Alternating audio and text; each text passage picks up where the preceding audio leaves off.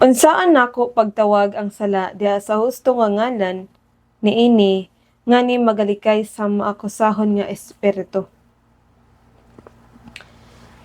Ang pagtawag sa sala diha sa husto nga dalan niini aron nga malikayan ang maakusahon nga espiritu, importante nga sundon nato ang mga prinsipyo gikan sa pulong sa Dios.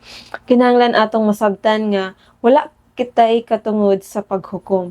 Dili kita angay maghimo og hukom o magpasaka sa akusasyon batok sa atong mga igsuon. Ang Dios lamang ang nay katungod sa paghukom. No, ang Dios lang ang may katungod sa pagpanghukom. Nga dili dapat kita maghukom kun dili magpakita og kaluoy og pagbati. Importante usab nga ang atong mga panghunahuna og mga pulong mahimo nga puno sa kaluoy o dili sa pagkondena o pagsumbong.